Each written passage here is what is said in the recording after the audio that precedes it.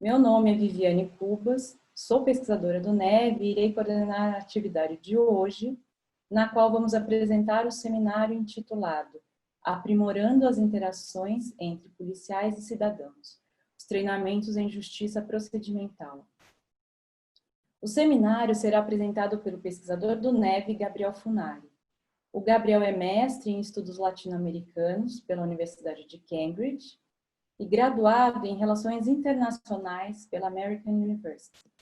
No próximo semestre, ele dará início ao doutorado em Sociologia pela Universidade de Oxford, onde vai pesquisar as relações entre a polícia e as milícias do Rio de Janeiro. Neste seminário, teremos também a participação de nossos debatedores.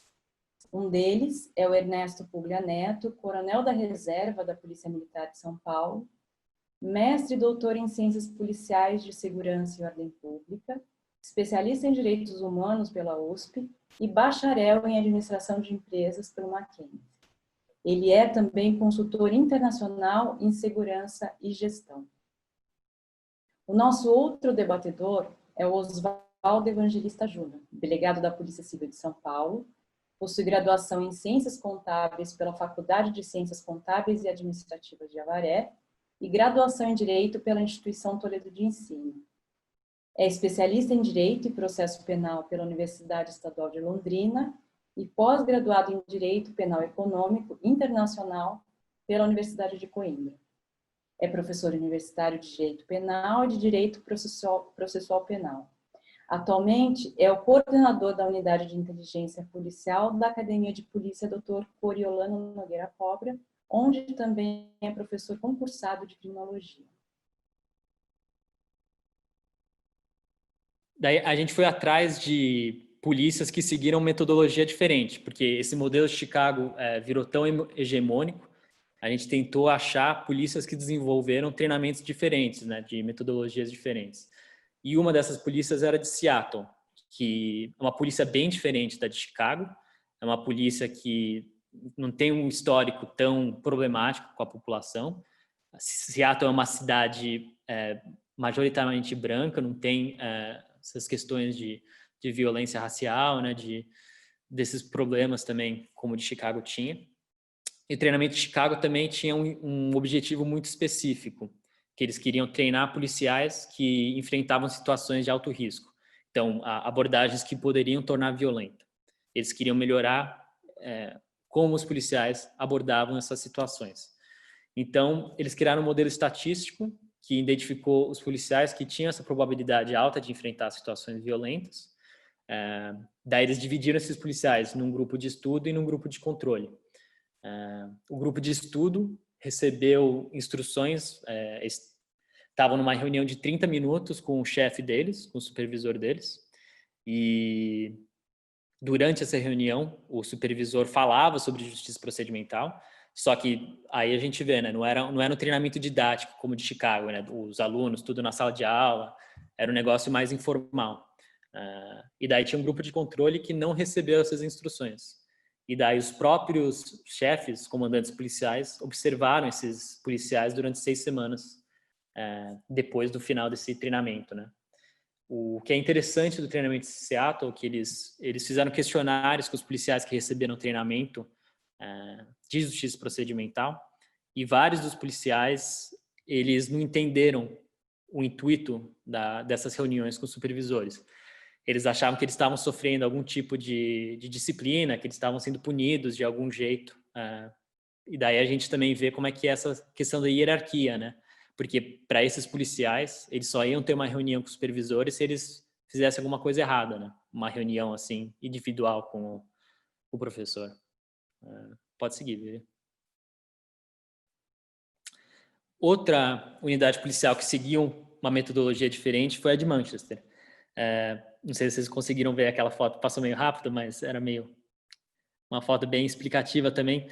A polícia da Inglaterra ela é bem diferente, né, da dos Estados Unidos. É uma polícia que não anda armada, é uma das poucas polícias do mundo que não anda armada. É uma polícia que não tem um histórico de violência, né, de falta de legitimidade com a população. E o treinamento de Manchester, assim como o de Seattle, tinha também um intuito bem específico, que eles queriam melhorar, agora pode também, eles queriam melhorar o atendimento que os policiais davam a vítimas de crime. Então, eles tinham constatado, os comandantes de Manchester, que os policiais de Manchester estavam recebendo reclamações sobre atendimento numa média muito mais alta do que as outras polícias lá na Inglaterra. Então, eles desenvolveram um treinamento também que não era tão didático, era um treinamento que focava em ensinar técnica de comunicação, baseado em justiça procedimental. Daí, eles contrataram atores para fazer encenações de, enfim, situações de crime, né, para esses policiais tentarem adotar, né, esses princípios. E assim como de Seattle, de Manchester também, ele teve um período de observação dos policiais depois dos treinamentos. Pode seguir, Vivi. A gente também focou muito nesse treinamento da Austrália, de Queensland. E se a gente pensar na polícia da Inglaterra num eixo e na polícia dos Estados Unidos em outro, a polícia da Austrália está no meio termo. É uma polícia que anda armada, é uma polícia que tem um histórico paramilitar, mas é uma polícia também que não tem também esses problemas sociais tão fortes quanto a dos Estados Unidos, né? E a própria delegacia de Queensland tem um histórico bem forte de reforma. Então, é uma província que desde os anos 80 eles desmantelaram essa estrutura militar da polícia e começaram a punir comandantes envolvidos em corrupção ou envolvidos em abuso de poder. E eles lançaram um treinamento em justiça procedimental lá porque eles tinham constatado que entre as policiais mulheres, em média, a cada 2 anos, cada policial mulher sofria um caso de assédio dentro da unidade policial. Então, eles estabeleceram uma parceria com pesquisadores da universidade local lá e eles focaram em treinar os recrutas, ou então os policiais da academia de polícia. E esse foi o único treinamento de justiça procedimental que focou em treinar só os recrutas, só quem estava na academia de polícia. E eles fizeram isso porque eles partiram da ideia do contraste, né? Isso o Oswaldo e o Ernesto também podem até falar com mais autoridade, mas o contraste entre o que eles aprendem na sala de aula, na academia, e as experiências que eles têm na ativa, né? Quando eles viram policiais, né? Que tem toda a cultura, né, do ser policial, essas normas que vêm com o ser policial. Os policiais de Queensland, eles viam que comportamento machista, o comportamento que incentivava obediência absoluta, meio que desmantelava tudo que eles aprendiam na academia de polícia, né? Então eles lançaram esse treinamento com os próprios recrutas justamente para começar a falar dessas questões, né, de machismo, de racismo. Enfim, o de Queensland a gente achou muito interessante justamente por essa metodologia e esse grupo focal bem único, né? Pode seguir. A última polícia o último treinamento que eu vou querer falar aqui é da Polícia de México, da Cidade do México. Uma polícia que se assemelha muito à nossa, né? É o único treinamento que foi realizado na América Latina, então para a gente tem um valor comparativo muito grande, né? E o treinamento de México foi o mesmo modelo do de Chicago, então foi um pesquisador da Universidade de Yale também, que tem essa ligação, né, com o Tom Tyler. Então ele usou os 5 módulos de Chicago, né, treinamento de 8 horas, e a única coisa que ele fez diferente no treinamento do México foi que ele deu câmeras para os policiais depois do treinamento, e ele queria que os policiais fotografassem coisas do dia a dia que demonstravam por que eles gostavam de ser policiais, por que eles tinham essa vocação de ser policial. O treinamento México é mais recente, então não tem resultados divulgados ainda, né, do impacto no comportamento da polícia, mas a gente conseguiu estabelecer contato com o pesquisador que realizou esse treinamento e ele falou muito sobre a questão da autolegitimidade. Ele falou que, principalmente, esse exercício com as câmeras, com os policiais falaram que isso aumentou muito a própria autolegitimidade deles. Pode seguir. Então, para terminar, vou querer só fazer... São 3 pontos rápidos também. Vocês também já tiveram muita paciência comigo.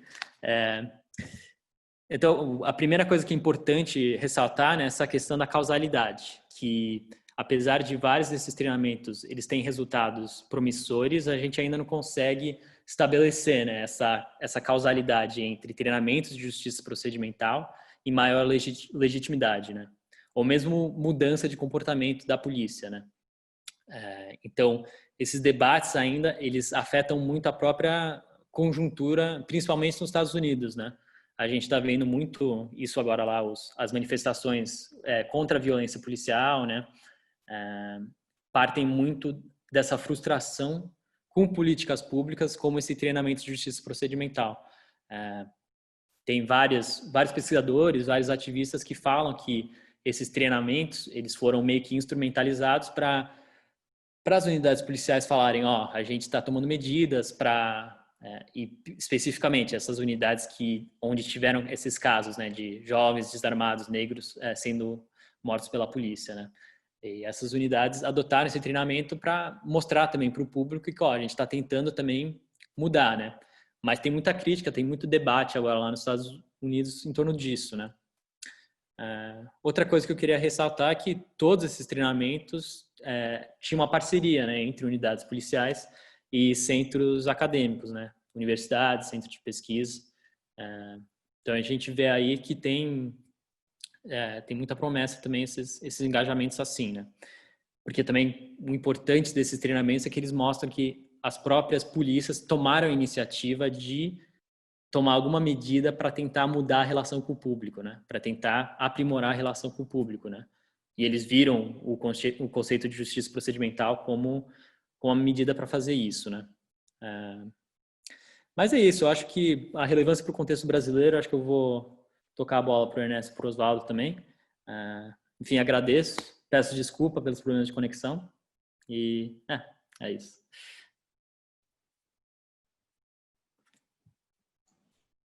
Ótimo. Obrigada, Gabriel.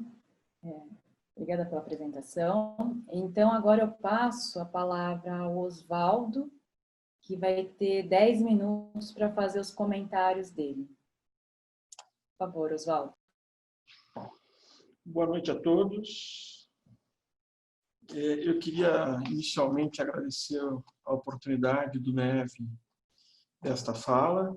Inicialmente, eu queria esclarecer um pouco da Academia de Polícia, onde eu estou vinculado.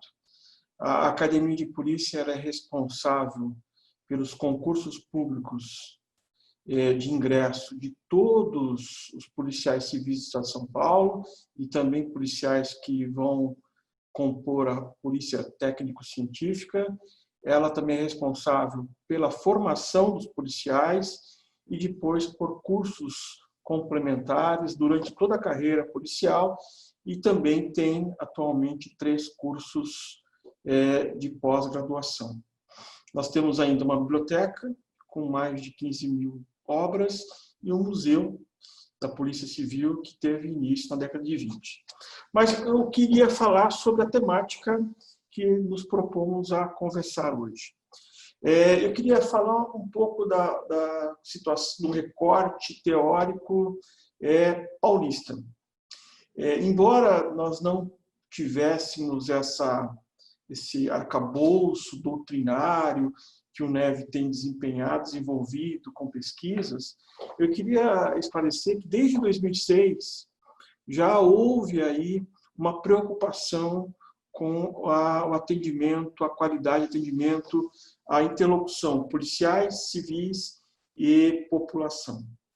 Então, em 2006, a Secretaria de Governo, por meio da Fundap, ela contratou alguns professores para melhorar a gestão de atendimento dos policiais em relação à população, que tem o mesmo recorte da justiça procedimental, ou seja, um tratamento isonômico, um tratamento com equidade, com clareza, com possibilidade do cidadão falar seus anseios, participar e trazendo aí maior legitimidade para os policiais, que é uma questão ainda muito latente, essa necessidade de legitimidade por meio dos policiais quanto à população. Quando a gente pergunta se os policiais eles representam ou se provam todas as condutas, a gente ainda tem muitos questionamentos. Mas o fato é que em 2006 começa um projeto piloto, que começou lá no interior e depois migra para a Academia de Polícia. Então, de 2008 para cá, nós tivemos na Academia de Polícia, em todos os cursos de formação, a gente forma delegados, peritos, médicos, legistas, investigadores, escrivães, todas as carreiras, nós tivemos lá uma matéria específica voltada à qualidade de atendimento, justamente permitindo uma proximidade, um melhor tratamento dos cidadãos. E eu vou repetir uma frase do nosso diretor: a polícia não tem bola de cristal. Então, tudo que a polícia recebe de informação, ela vai receber da própria população. Então, quando nós temos um bom tratamento dispensado pela polícia para o cidadão, quando nós temos aí uma demonstração de interesse em prestar um bom serviço, a consequência é que a cidadão deposita uma confiança e nos traz as informações. Eu acredito que nós vamos ter aqui uma grande quantidade de policiais que estão assistindo, nos acompanhando, mas podemos ter aqui também pessoas que não são policiais. Então, a Polícia Civil ela atua principalmente depois de um crime acontecido. Nosso papel é a investigação. Quando o crime ainda não aconteceu, a proposta de não ocorrer, é a Polícia Militar que desempenha esse papel. Mas nós tivemos uma preocupação na academia de melhorar a qualidade do atendimento, justamente para que permitisse aí uma aproximação da população com as unidades policiais, com os seus policiais, para que obtivesse aí uma maior riqueza de informações. E eu faço um parênteses, o Gabriel ele cita que Chicago foi a primeira unidade policial que começa aí a ter essa justiça procedimental. Nós já temos aqui essa preocupação desde 2006. Então, não com esse lastro de pesquisa, essa continuidade acadêmica, mas nós já temos aí esse lastro. E quando surge para a Academia de Polícia, nós colocamos inicialmente nos cursos de formação, mas também concomitantemente nos cursos de capacitação dos policiais. Então, todo policial que vai se atualizar em novas técnicas, vai fazer curso para uma eventual promoção, ele também tem lá noções de melhoria na qualidade do atendimento, justamente aí nessas vertentes de maior clareza, maior igualdade no tratamento, buscando aí essa aproximação com a sociedade. E eu dou aula na academia e também dou aula na faculdade. Então, quem é professor sabe do que eu estou falando. Nós temos uma transversalidade, uma interdisciplinaridade. Ou seja, essa melhoria no atendimento, ela não fica estanque numa única matéria. Ela vai ser abordada em todas as disciplinas, seja nas aulas de tiro, nas aulas de abordagem policial, nas aulas de investigação. Todas essas disciplinas, elas têm também um viés de preocupação com o atendimento do cidadão, justamente para esta maior aproximação. E conforme foi aí ocorrendo uma especialização das investigações, a academia acabou criando lá matérias específicas ou cursos específicos destinados a determinados atendimentos. Então, nós temos hoje um curso específico de atendimento a vítimas de violência doméstica, feito em parceria com o Ministério Público de São Paulo. Nós temos lá também direitos humanos relacionados à diversidade. Nós temos também aí, com a nova lei de 2017, a escuta e o depoimento especial. E com essas alterações, nós também aí colocamos lá ênfase justamente neste viés de melhoria na capacitação para que ocorra uma maior proximidade com os cidadãos. Então, essa pesquisa desenvolvida pelo NEV, ela vai trazer um substrato teórico muito importante. O Ernesto pode me complementar, não só para a Polícia Civil, mas também para a Polícia Militar. Porque o que acontece? Nós temos aí uma demonstração por meio de estudos que isto é algo importante, traz maior legitimidade para todos aqueles que desempenham atividades policiais. Eu acho que esse nosso encontro é também aí um momento de debates, de conversas, de troca de opiniões. Eu já fui avisado aqui que eu tenho só 1 minuto para encerrar. Não, eu prometi para a Vivi que eu não ia extravasar meu prazo, meu tempo. Eu só queria falar que faltaram 2 coisas importantes no meu currículo. A Vivi esqueceu, mas porque eu não contei também. Uma, que eu sou corintiano, isso é importantíssimo para mim. E a outra é que eu sou pai do Pedro e da Helena, que estão me assistindo, lá no interior. Tá?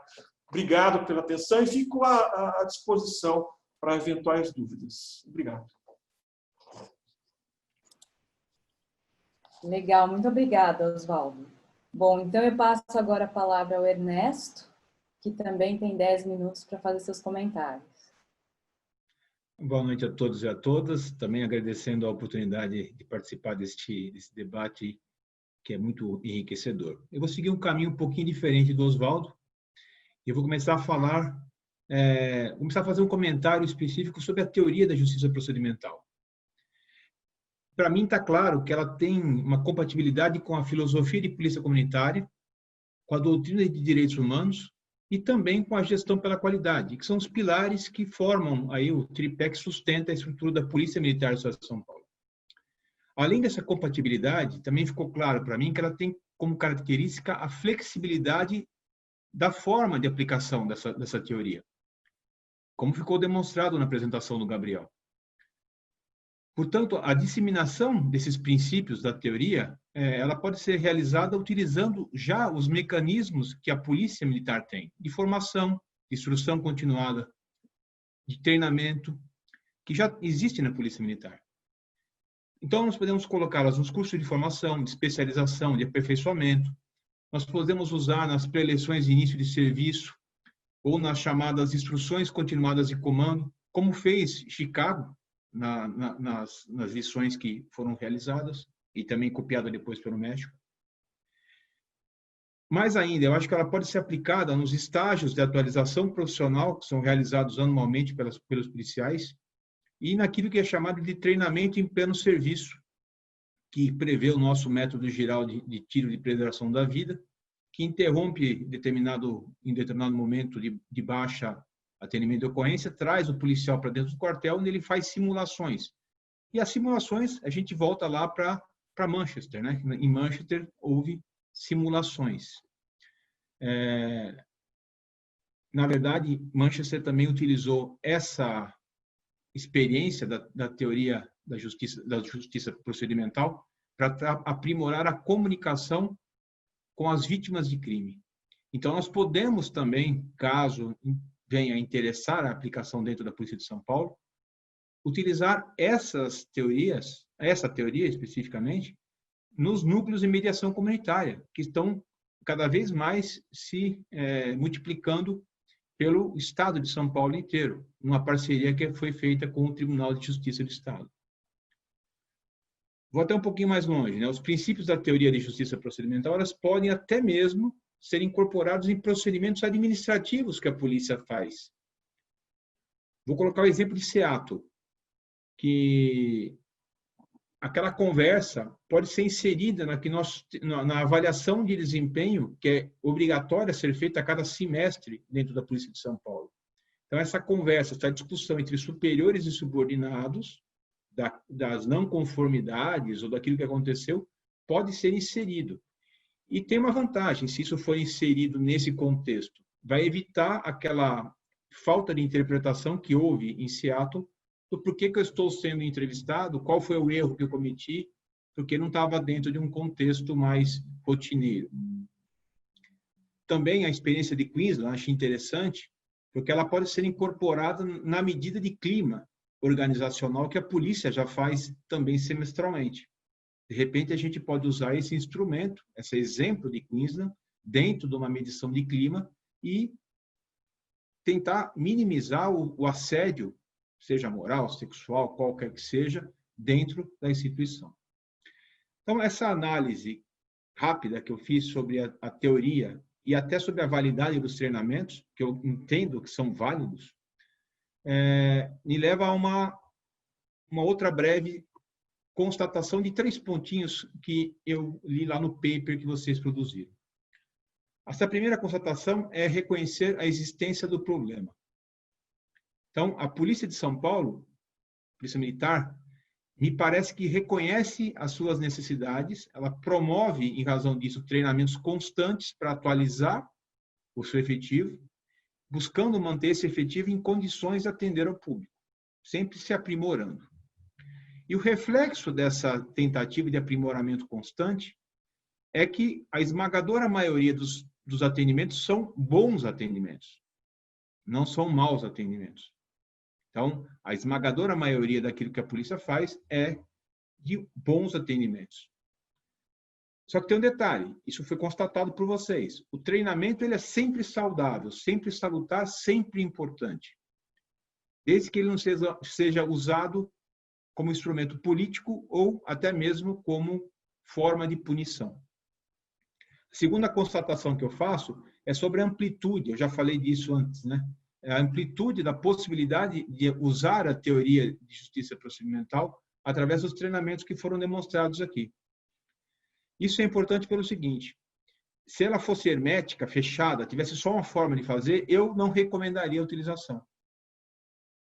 Nas minhas andanças pela América Central, como consultor, eu sempre digo o seguinte, não adianta pegar a fórmula pronta de outro lugar e trazer aqui para dentro. Eu tenho que ter força, possibilidade de modificar esses procedimentos e adequar aquilo que é a minha realidade. Porque o que dá certo lá em Chicago pode não dar certo aqui no Brasil. O que dá certo na Austrália pode não dar certo no Brasil. Então, essa flexibilidade que demonstrou a teoria da justiça procedimental é importante. A terceira constatação é sobre a participação do meio acadêmico nesse processo todo, que é o que nós estamos fazendo aqui hoje. Eu acho que é importantíssimo isso. Cada parcela da sociedade tem a sua possibilidade de fornecer algo dentro daquilo que nós chamamos de segurança pública.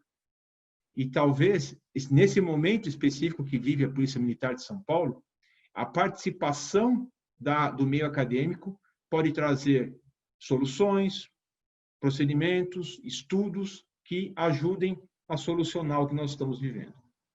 Então, diante disso tudo, me parece possível, e eu acho que é desejável, que sejam trazidas as informações da teoria de justiça procedimental, juntamente com treinamentos, para dentro das polícias. Principalmente a Polícia Militar, que é a que eu estou falando, né, que eu estou trazendo aqui informações mais específicas. E eu também quero fazer 3 observações sobre essa possibilidade de trazer esse treinamento. A primeira é em relação à população.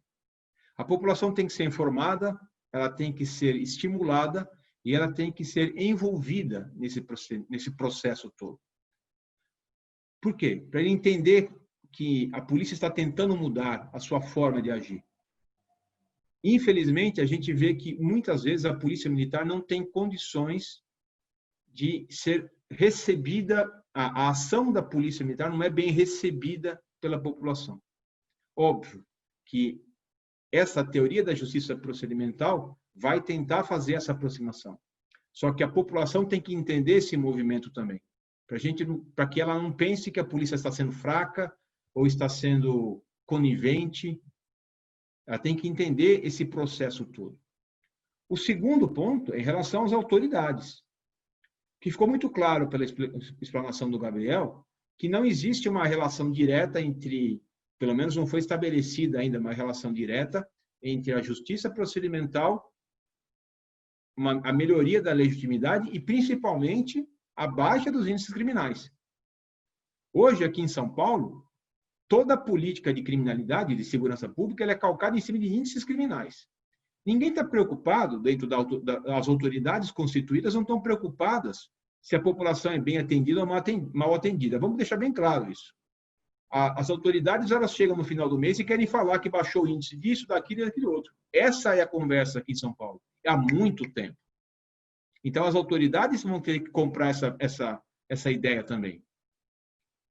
Que o que se busca é a legitimidade, fazendo um movimento a curto, médio ou longo prazo, aí vai depender do esforço de cada parte, para aí sim ter redução do índice criminal. E eu posso dizer o seguinte, em relação a esses dois pontos, a experiência que eu tive em El Salvador e na Guatemala, que são polícias, inclusive, que têm ciclo completo, diferente da polícia de São Paulo, onde nesse ciclo completo, cada parte da polícia desenvolve a sua forma de atender aquilo que se chama de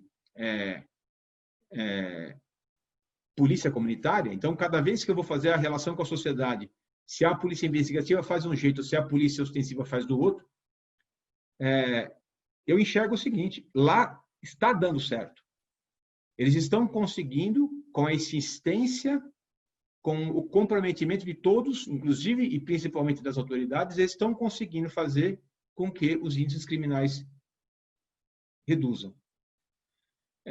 E, por último, a última observação, para encerrar já a minha fala, nos Estados Unidos, essa disseminação da teoria da justiça procedimental, como ficou claro também na fala do Gabriel, ela foi disseminada por vários estados, por várias polícias, até por questões do próprio Obama, na época que era presidente.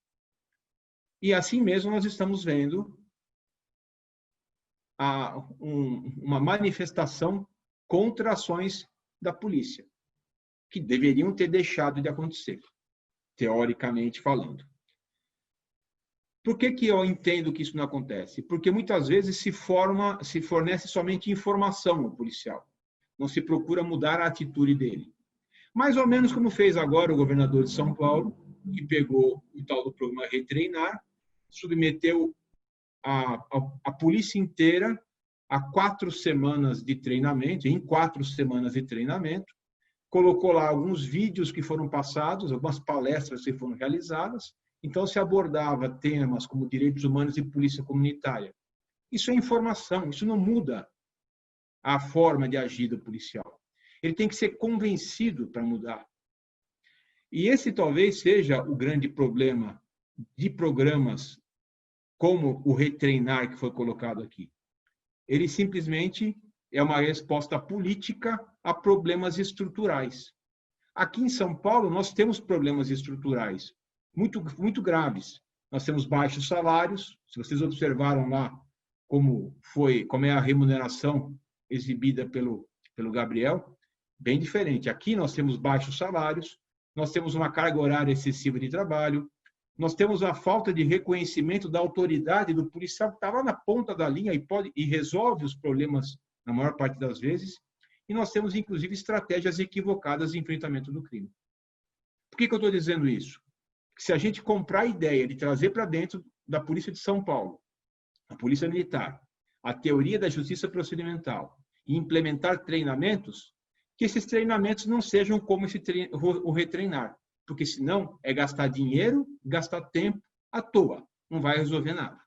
Tá? Fico à disposição para qualquer questionamento. Muito obrigado mais uma vez pela oportunidade que foi colocada para mim.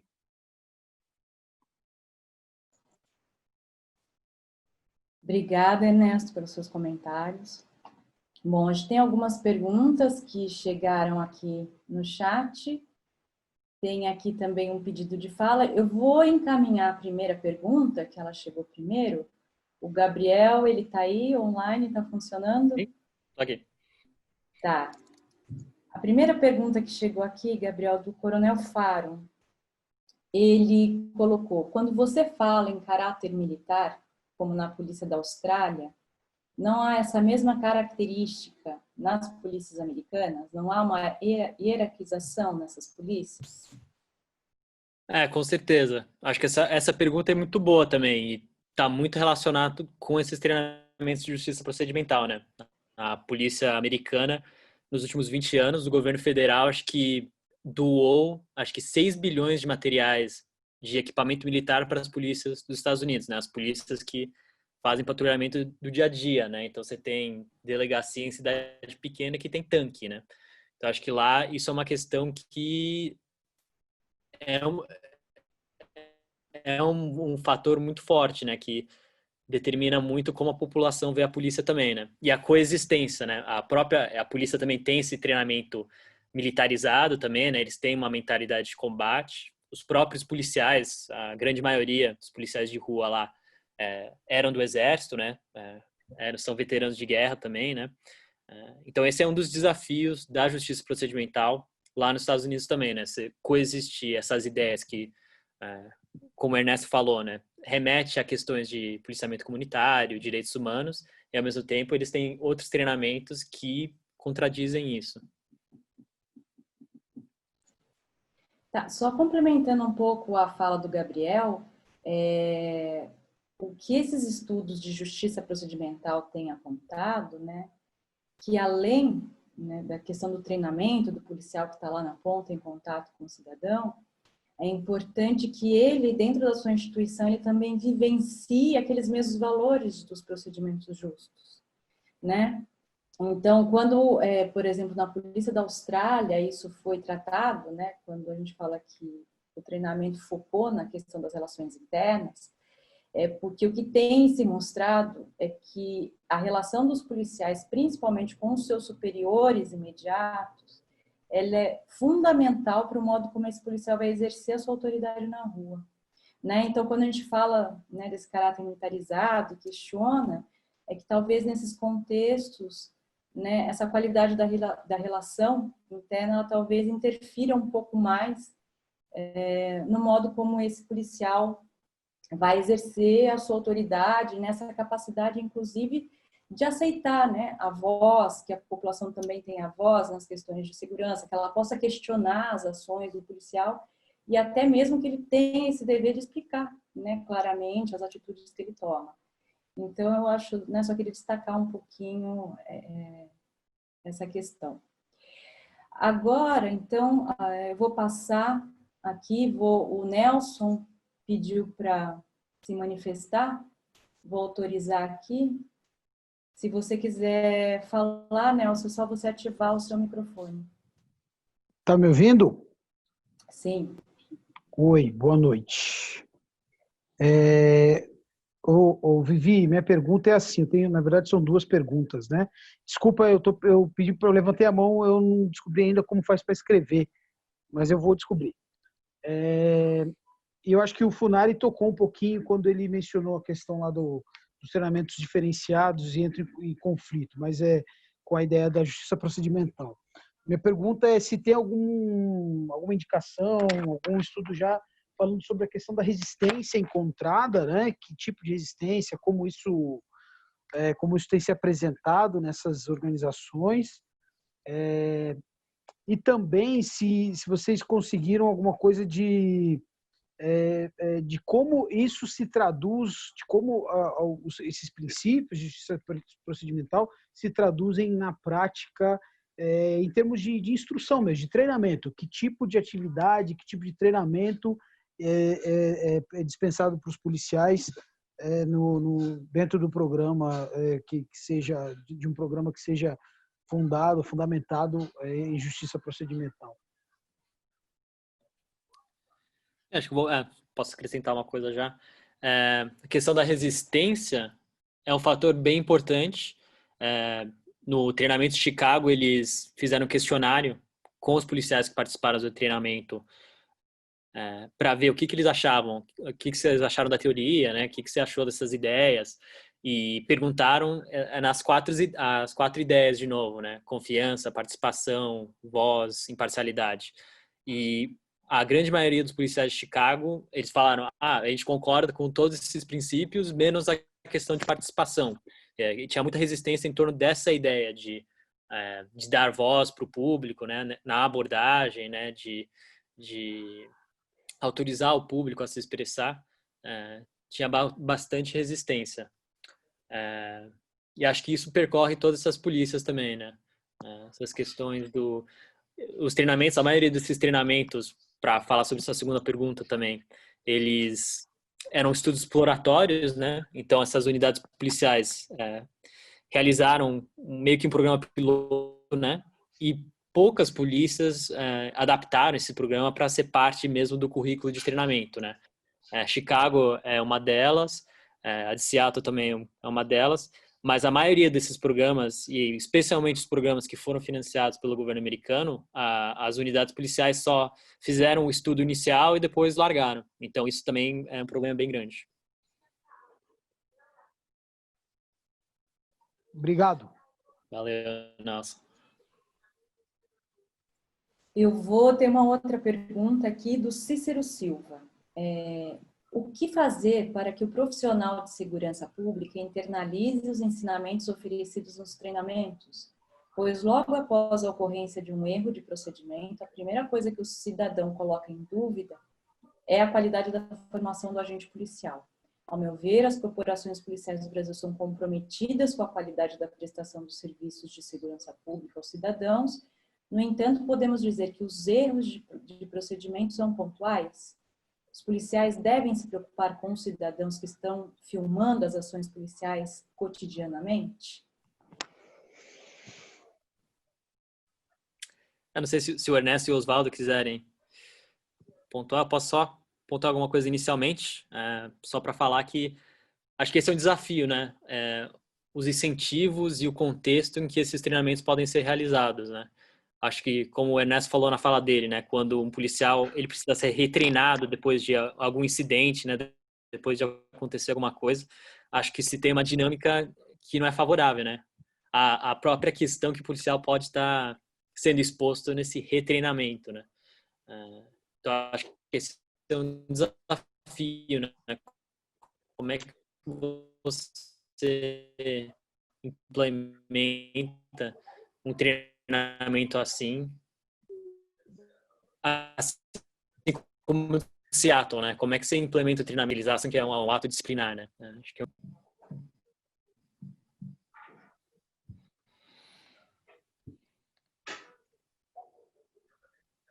Alguém quer comentar? Oswaldo, Ernesto?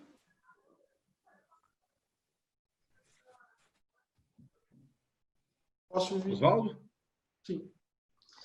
Legal. Eu só queria recuperar a pergunta do Nelson. Ele falou sobre cursos, preparação, inicialmente, né?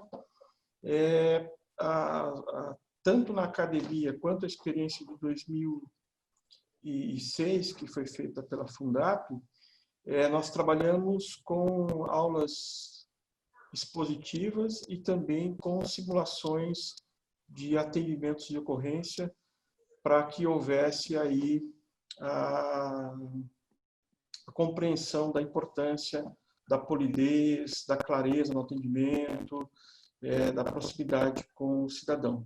Então, essa forma também é usada aqui na Academia de Polícia, e a aceitação, quanto à aceitação do policial, eu vou confessar para vocês que em 2006, quando eu participei desse projeto piloto sobre a melhoria na qualidade do atendimento ao cidadão, muitos chegavam meio que revoltados, porque achavam que não tinham nada que melhorar, porque estava tudo perfeito. Mas quando, durante o curso, que eram 16 horas aulas, e eles percebiam que um atendimento mais polido, mais tranquilo, com o cidadão vai trazer uma tranquilidade para o trabalho, eles percebiam os benefícios também para o seu dia a dia. Nós, policiais, sabemos como é um atendimento quando você chega de uma forma mais firme e de uma forma mais educada. Tudo flui muito mais tranquilamente, tudo flui muito melhor para o desenrolar da ocorrência. Obrigado. Só fazer uma observação, se der tempo ainda. A questão, na minha visão, a questão do treinamento e também já para falar em relação ao que o Cícero coloca, juntando aí a fala do Vieira do Nelson com o Cícero. A internalização do treinamento, daquilo que é ensinado, ela acontece e ela deve ser mantida. Eu acredito muito em treinamentos comportamentais, ou seja, quando você desenvolve um comportamento e reforça esse comportamento. Eu não estou falando aqui de Pavlov, não estou falando aqui de repetição, nem de estímulo. Estou falando de procedimentos onde se usa a neurociência, onde se usa a neurolinguística para fazer com que o policial, a pessoa, quem quer que seja, internalize, mas não esqueça depois. Internalize e mantenha. É claro que sempre que nós falamos em valores, em questões éticas, nós temos que entender que existe todo um personalismo por trás disso. Então, não se limita somente ao treinamento, mas também à formação, à escolha do profissional, à valorização desse profissional. Então, é todo um alinhamento que tem que ser realizado. Eu entendo que isso pode ser feito. Eu tenho experiências na área de treinamento onde isso foi feito e trouxe um resultado positivo. A questão é que é um pouco trabalhoso demais, é muito mais fácil adotar medidas políticas do que trazer para um lado de um treinamento específico, mais forte, mais voltado ao procedimento especificamente, e isso nem todo mundo, nem todos os governantes querem bancar. Então, infelizmente, a gente fica muito à mercê de ações midiáticas quando se fala em treinamentos que vêm depois de procedimentos equivocados realizados por policiais. E eu, só para responder, as ações são pontuais, sim. As ações equivocadas são pontuais, sim. Infelizmente, as que agora nós estamos vendo, tem acontecido mais frequência, até porque estão sendo filmadas. Eu não tenho nada contra a filmagem por quem quer que seja, e acho que a polícia devia, como vai fazer a partir de agora, filmar ela mesma as abordagens para que haja o contraponto daquilo que foi filmado pela terceira parte, muitas vezes, que está fora daquele contexto. Isso tudo vai dando cada vez mais legitimidade e vai reforçando as ações positivas das policiais. Então, os erros de procedimento são pontuais, sim. Infelizmente, hoje eles estão sendo muito mais apontados e, infelizmente, também muito mais realizados. Mas dentro de todo o arcabouço e tudo aquilo que acontece, quando a gente coloca na balança, eles são infinitamente menores do que os bons atendimentos. Ainda temos, felizmente, ainda temos melhores atendimentos do que maus atendimentos. Eu queria só complementar também, posso até parecer redundante, porque eu já falei isso na minha outra intervenção, mas como o Cícero, né, colocou, o que fazer para que o profissional internalize os ensinamentos dos treinamentos, esses treinamentos eu vejo eles também como uma forma de reflexão também das questões internas, como eu falei já anteriormente. Não adianta você exigir que o policial seja respeitoso com as pessoas na rua, que ele se preocupe em explicar as suas decisões aos cidadãos, que ele dê espaço para que as pessoas questionem, inclusive, as suas decisões e que ele trate a todos da mesma maneira, se ele não viver isso dentro da sua instituição, né? Então, até não faz sentido você cobrar que ele se comporte na rua de um modo e se dentro da instituição as condutas não forem da mesma maneira. Então, ele precisa viver isso. E como também acho que o Ernesto colocou, é uma mudança de valor. E ela exige tempo. Então, eu acho que talvez o grande avanço desse tipo de treinamento é poder trazer o questionamento, né? Que instituições nós temos, como elas funcionam, que policiamento nós temos, que policiamento nós gostaríamos de ter, né? Ele volta em questões que são fundamentais do trabalho da polícia, né? Qualidade de tratamento e qualidade de tomada de decisões, né? Eu acho que para todo policial esses são os princípios básicos da sua atividade. Então, mais do que um treinamento que pode ser ministrado em tantas horas ou tantos dias por diferentes formatos, eu acho que o grande valor dele é tocar em questões cruciais e promover essa reflexão, né? Queria só acrescentar isso.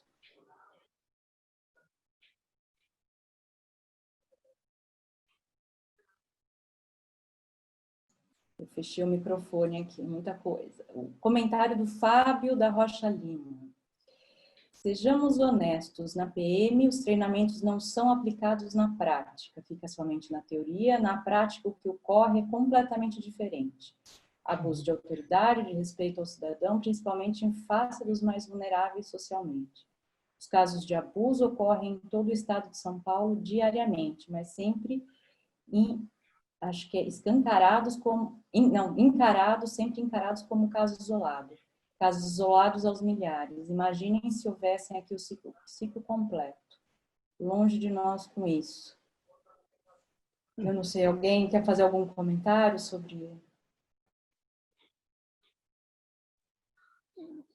Pode ser casos isolados aos milhares. Realmente, você tem razão. Só que, se nós observarmos, por exemplo, que em 4 meses, do começo de janeiro até abril, que foi a informação que eu consegui levantar rapidamente aqui, foram mais de 11 milhões de interações entre polícia militar e comunidade. Infelizmente, esse volume de interações produz naqueles maus policiais, ou naqueles policiais que... Não vou nem colocar como maus policiais, porque eu tenho observado que as coisas não acontecem somente com maus policiais. As coisas têm acontecido também com policiais que estão maus naquele momento. Vamos dizer assim, eles não estão bem para desempenhar o seu papel. E aí você pode colocar um monte de fatores que independem de treinamento, inclusive. Vão no problema estrutural que eu coloquei anteriormente. O policial ganha mal, o policial trabalha 12 horas na PM, depois trabalha mais 8 horas para o próprio governo nas atividades delegadas ou na DGEM. Ou seja, nas 48 horas de folga dele, ele não tem essas 48 horas de folga para ele... nas 36 horas de folga dele, ele não tem as 36 horas para se recuperar. Ele está sempre estressado. Então, desses 11 milhões de interações que houve nos primeiros 4 meses, nós tivemos milhares realmente de problemas. Só que eles ainda são, como eu disse, uma mínima parcela. Embora, eu volto a dizer, nós temos que nos preocupar e muito com essa mínima parcela. Porque é essa mínima parcela que vulnerabiliza toda a instituição. Então, a polícia tem que prestar atenção naquilo que ela faz de bom para manter, mas tem que prestar mais atenção ainda naquilo que ela erra para melhorar.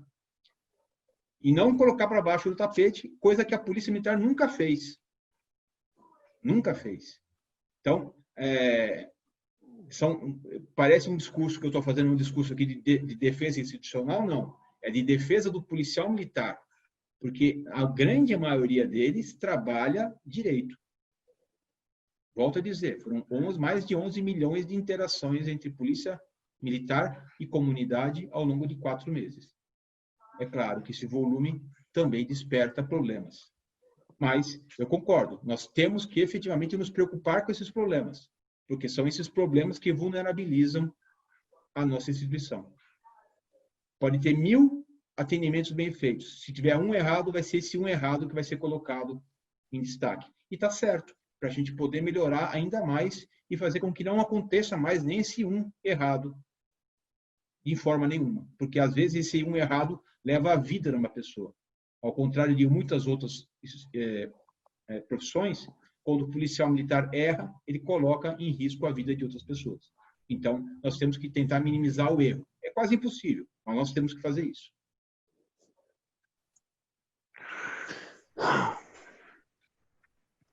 Certo? Tem aqui, Gabriel, o Coronel Faro registrou aqui, ficou convite para o Neve ou Gabriel para apresentar este estudo aos oficiais comandantes da região metropolitana. Muito obrigado, Coronel. Vamos lá, sim.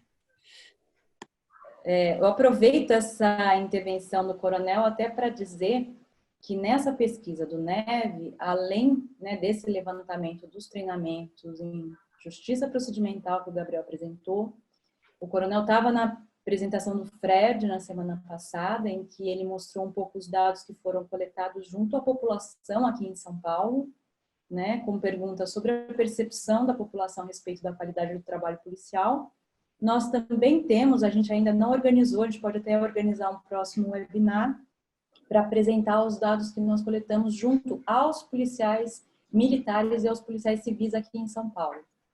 Né? Então, são dados que talvez nem a polícia tenha coletado, e eu acho que é muito importante a gente compartilhar. Algumas pessoas já puderam ver esses dados, já participaram nos cursos que o NEV promoveu, ou mesmo em palestras que nós levamos para a Academia de Polícia, mas fica aí nós estamos à disposição e temos todo o interesse também em compartilhar esses dados e essas informações. A próxima pergunta é, de novo, Cícero. Ele diz aqui: a mudança de comportamento de alguns agentes policiais é crucial. Se faz necessário que o profissional de segurança pública internalize que ele é o guardião da lei, é o agente que deverá preservar os direitos de todos os cidadãos.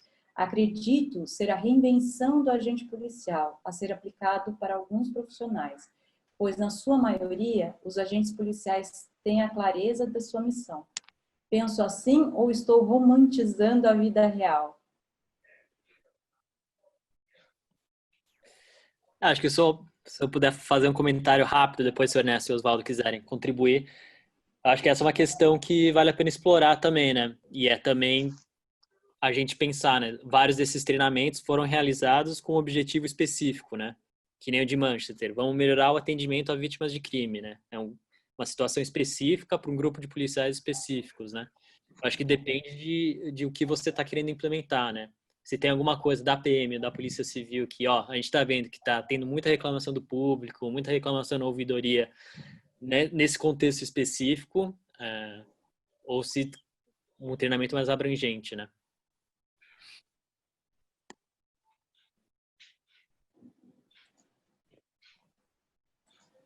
Alguém quer mais comentar? Eu queria só insistir no que você já falou, e a mudança de comportamento que o Cícero coloca, como você muito bem colocou, como eu já tinha colocado, ela passa por mudanças éticas e valores. Então, como eu volto na minha fala dos meus 10 minutinhos, quando se estabelece uma estratégia de segurança pública, onde o que vale é o o índice criminal, onde você não valoriza a relação entre polícia e comunidade, onde você constrói BAEP em vez de construir base comunitária, onde você constrói uma tropa de enfrentamento, em vez de fazer um trabalho de aproximação efetiva da polícia com a comunidade, você está interferindo em valores que o policial tem. Então, tudo passa por um contexto maior de valor. Qual é o valor?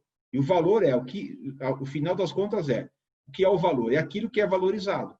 E aí você tem toda uma cultura que é valorizada junto com isso. Quem ganha medalha, quem é promovido, quem é transferido, e assim vai.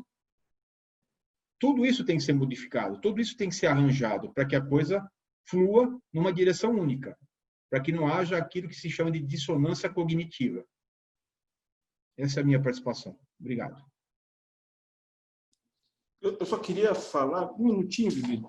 Eu acho que essa reinvenção que o Cícero menciona, ela já vem acontecendo na história brasileira. Se a gente pegar a polícia da ditadura, ela não tem nada a ver hoje com a polícia dos dias de hoje. Nós não tínhamos direitos humanos na grade da formação dos policiais. Então, essa visão que direitos humanos é algo imprescindível para a atividade policial é algo que já mostra aí uma reinvenção do papel da sociedade. Se a gente pegar o nosso Código de Processo Penal, a gente vai observar que o delegado de polícia ele era considerado um órgão de persecução penal, um órgão de perseguir a pena. Se a gente observar hoje, o delegado não persegue a pena de ninguém, ele busca esclarecer o que aconteceu e buscar informações de quem não praticou uma infração para que não seja responsabilizado indevidamente e quem praticou seja responsabilizado. Então, é muito mais importante, na minha visão, o delegado mostrar que um acusado injustamente não praticou uma infração do que ele conseguir uma prova de alguém que é culpado. Então, hoje nós já estamos diante de uma mudança sensível na postura dos policiais. Nós temos cada vez mais um trabalho com viés preocupado com os direitos humanos. Então, tanto da Polícia Civil quanto da Militar, direitos humanos é algo muito latente, é algo muito forte na formação e também numa transversalidade em todas as disciplinas. Eu gostaria de comentar também, né, que essa ideia que o Cícero trouxe do guardião, né, na literatura sobre polícia, ela é sempre tratada na oposição guardião ao guerreiro, né? E eu acho que, como já foi pontuado aqui também, muitas vezes as próprias políticas que são estabelecidas acabam cobrando do policial que ele seja muito mais o guerreiro do que o guardião. Então ele fica nessa loucura para produzir resultados, produzir aqueles números que o Ernesto falou, e o que esses estudos estão mostrando, que mais que o resultado, é claro que ele é importante, ele é uma função normativa da polícia, ele existe para isso. Mas o que os estudos estão mostrando é que mais do que os resultados, o que tem mais impacto para o modo como a população percebe a polícia é o tratamento que é dispensado pelos policiais.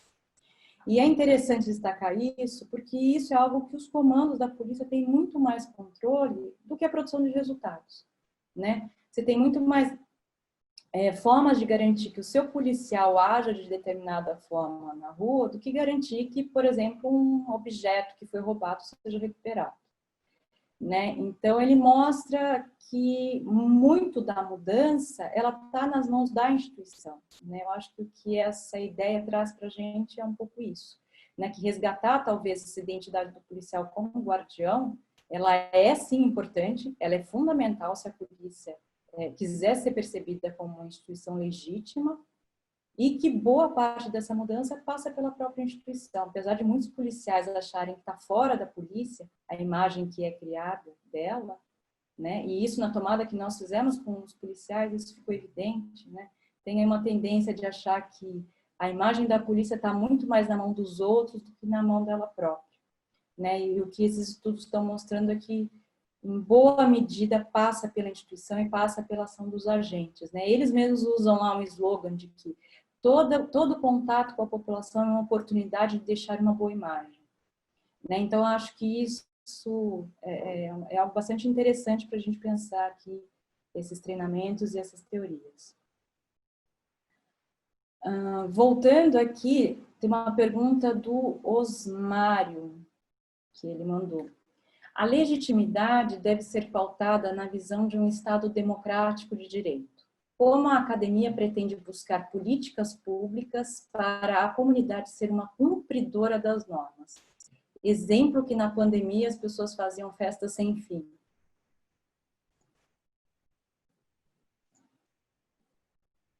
Será que algum dos nossos policiais pode ajudar a comentar? Essa pergunta foi para a academia, Vi.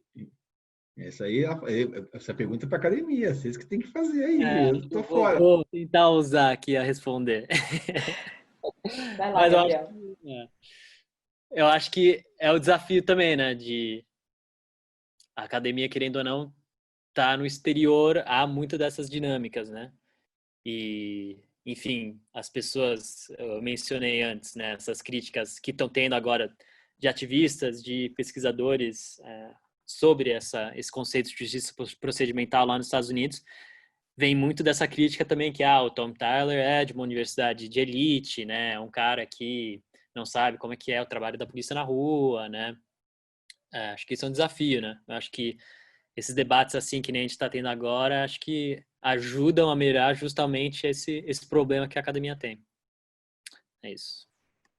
Tá, eu vou complementar. Lembrando naquela apresentação inicial que o Gabriel fez, né, sobre os princípios, a ideia de que autoridades reconhecidas como legítimas, elas tendem a ter maior obediência por parte dos subordinados, né? Quando a gente usa a definição de uma autoridade reconhecida como uma autoridade legítima, é aquela a qual os cidadãos eles se sentem obrigados.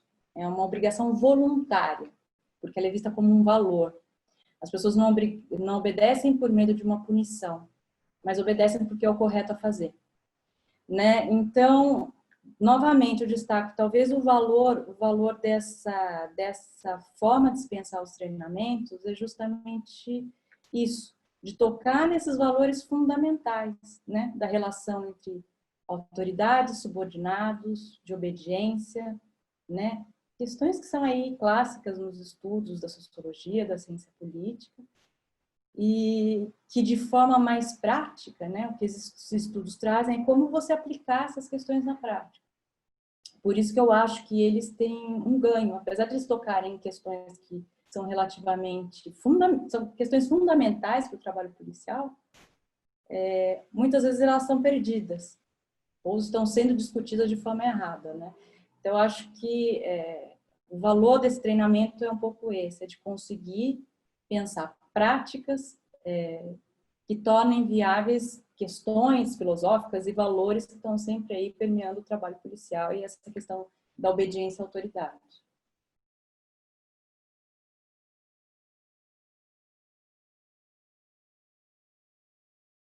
Mais um comentário aqui do TED.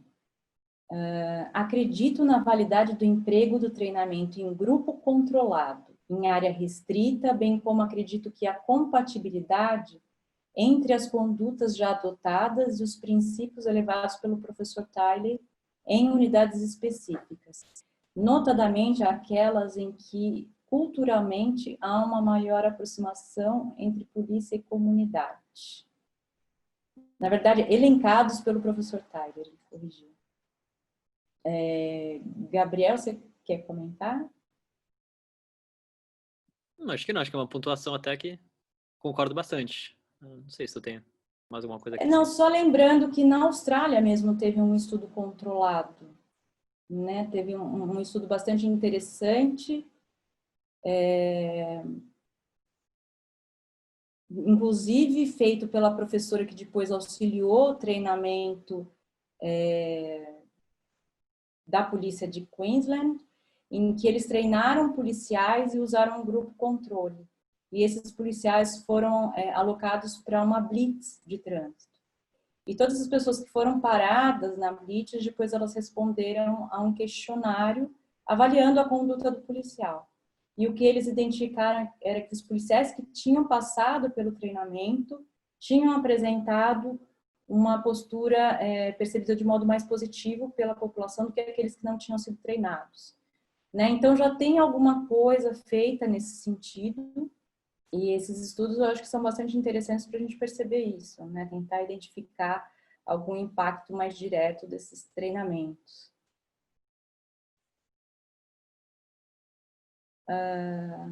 Aí o Márcio Silva pergunta: a cultura policial tem impactado na não receptividade da justiça procedimental? Eu acho que bastante. Eu acho que isso era um problema muito grande que eles enfrentaram na Austrália, né? Eles falaram muito dessa cultura policial, dessas normas informais, né? Essa mentalidade de combate, né? Do policial como guerreiro. Nos Estados Unidos isso também é muito forte lá, né? Eu acho que é uma questão também que tem um contraste bastante grande, né? Ainda mais vindo de uma teoria que, como a Vivi falou, ela não se baseia na legitimidade como alguma coisa, uma entidade que está estabelecida por lei para ser agente de segurança pública, né? A teoria de justiça procedimental ela fala que isso não é tão importante, né? Quando a gente for ver como a população vê a polícia, ela não vai se importar se no artigo da Constituição tá lá, vai ter duas polícias, polícia militar, polícia civil. Isso é menos importante, né? Então acho que isso é um fator também.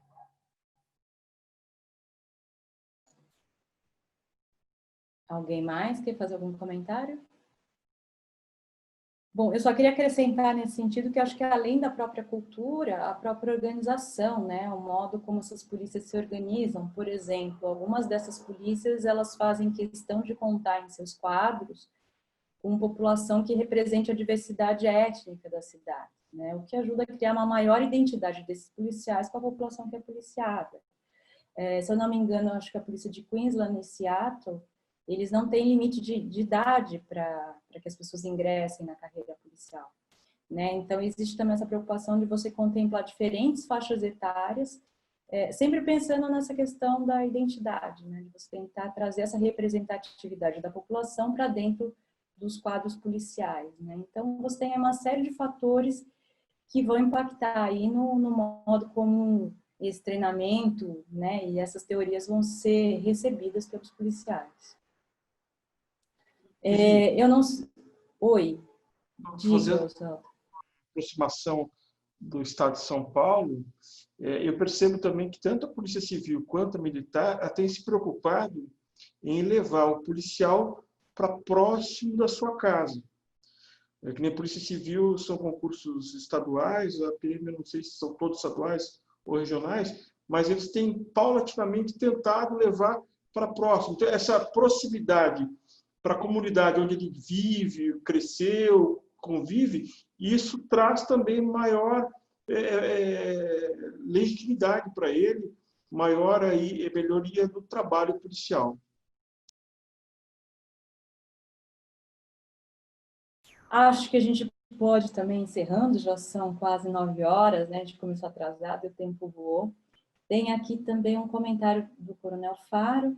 Creio que esses treinamentos também são importantes e estão sendo aprimorados na PM. Mas, usando a fala do Ernesto, a população precisa entender o papel da polícia também. Atualmente, a mídia tem feito um papel ruim nesse sentido, colocando um contra o outro.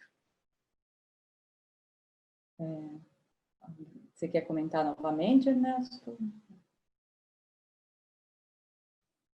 Eu só fazer uma observação. Eu vou lá nos 6 grandes do Trajanovics, do Queiro. Vamos lá para a Polícia Comunitária, vamos para o começo de tudo.